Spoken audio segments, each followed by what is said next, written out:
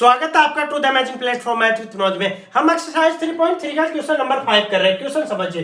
Question हमारे पास दिया हुआ है for the matrices A and B verify that A B dash is equal to B dash A dash where A and B this matrix. दो part अपने पास दिए हुए।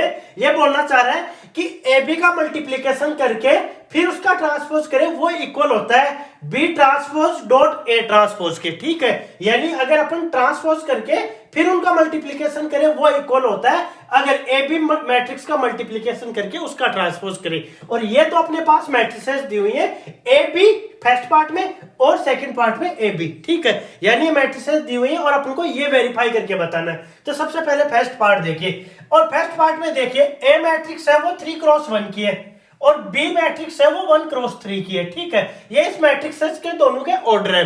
तो अपने पास जो मल्टीप्लिकेशन के बाद जो ए बी मैट्रिक्स मिलेगी उसका ऑर्डर कितना होगा वो कैसे पता चलेगा? वो पता चलेगा इन्हीं के दोनों के ऑर्डर से।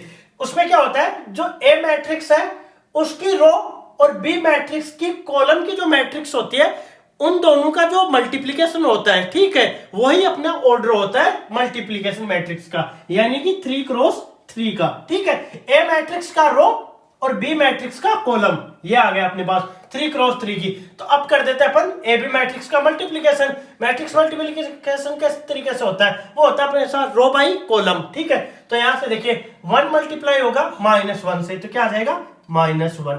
फिर 1 मल्टीप्लाई होगा 2 से, तो हो जाएगा 2। फिर 1 मल्टीप्लाई होगा 1 से, तो 1। फिर -4 देखिए, माइनस माइनस प्लस होके 4।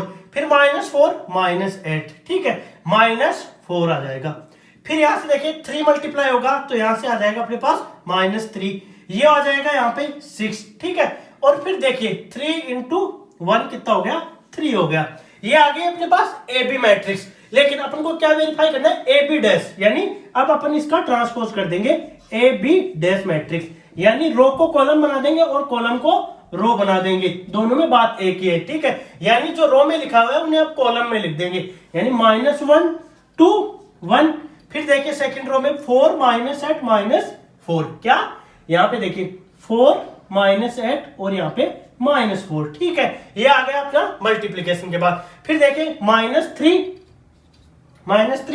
6 और यहाँ पे आ गया 3, ये आ गई अपने पास ए बी डैश मैट्रिक्स। अब अपन को क्या वेरीफाई करना है? इस मैट्रिक्स के equal B dash A dash. तो यहां देखिए बी डैश और ए डैश मैट्रिक्स देखिए, तो बी डैश मैट्रिक्स क्या हो जाएगी?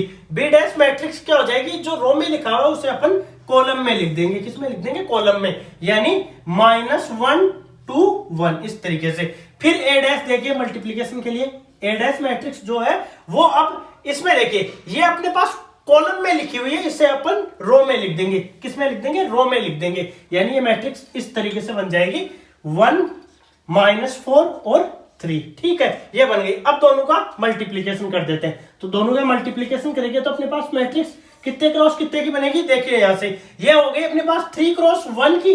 ठीक है, और ये है अपने पास 1x3 की। ठीक है, तो ये कितने की हो जाएगी? 3x3 की मैट्रिक्स मिल जाएगी, 3x3 की। करिए मल्टीप्लिकेशन, -1 इंटू 1। ठीक है, यानी यहाँ पे आ जाएगा अपने पास -1। फिर देखिए -1 माइनस माइनस प्लस, यानी यहाँ पे आ जाएगा 4। यहां से देखिए ये हो जाएगा अपने पास -3। ठीक है, फिर यहां से देखिए 2 इंटू 1 2, फिर 2 इंटू -4 यानी -8, फिर 2 इंटू 3 6। फिर यहां से देखिए 1 इंटू 1 1 आ जाएगा। यहां से देखिए 1 -4 कितना हो गया? देखिए -4। फिर यहां से देखिए 1 इंटू 3, ये आ गया अपने पास 3। यही तो मैट्रिक्स है। देखिए ये है B dash A dash matrix और ये है ए बी डैश मैट्रिक्स। यही वेरीफाई करना था। दोनों मैट्रिसेस को देख लिए, दोनों मैट्रिसेस इक्वल है। मतलब इस तरीके से अपन को मैट्रिक्स मल्टीप्लिकेशन करके इसे वेरीफाई करके बताना था। ये अपन ने फर्स्ट पार्ट कर दिया। अब सेकंड पार्ट करते हैं। कुछ इसमें क्लियर हो गया और कुछ अगर अपन सेकंड पार्ट करेंगे उसमें क्लियर हो जाएगा। पहले मैं इसे मिटा देता हूं। अब सेकंड पार्ट में देखिए, सेकंड पार्ट में अपने पास क्या वेरीफाई करना है? A B dash is equal to B dash A dash, जो फर्स्ट पार्ट में किया था। तो सबसे पहले देखिए ए और बी का मल्टीप्लिकेशन। ठीक है, ये मैट्रिक्स कितने की है? देखिए ये मैट्रिक्स अपने पास 3x1 की और ये है अपने पास 1x3 की। तो अपने पास जो ए बी मैट्रिक्स मिलेगी वो कितने की मिलेगी? वो मिलेगी अपने पास 3x3 की। कितने की मिलेगी? 3x3 की। तो कर देते हैं मल्टीप्लिकेशन। पहले 1 0 मल्टीप्लाई होगा 1 से तो आ जाएगा 0, फिर 0 मल्टीप्लाई होगा 5 से तो 0, फिर 0 मल्टीप्लाई होगा 7 से तो 0, फिर 1 करेंगे तो 1, फिर 5 और यहाँ पे आ जाएगा 7, फिर 2 को करेंगे तो 2, 10 और फिर हो जाएगा 14। ये आ गए अपने पास ए बी मैट्रिक्स। अपन को क्या निकालना है, ए बी डैश। तो अगर अपन इसे ए बी डैश करेंगे तो क्या करेंगे, जो रो में एलिमेंट है उन्हें कॉलम में लिख देंगे। तो रो में एलिमेंट है उन्हें कॉलम में किस तरीके से लिखेंगे, 0 0 0 है उसे अपन लिख देंगे अब यहाँ पे 0 0 0। यही तो होता है ट्रांसपोज। 1 5 7, 1 5 और 7, फिर देखिए 2 10 14, 2 10 और 14।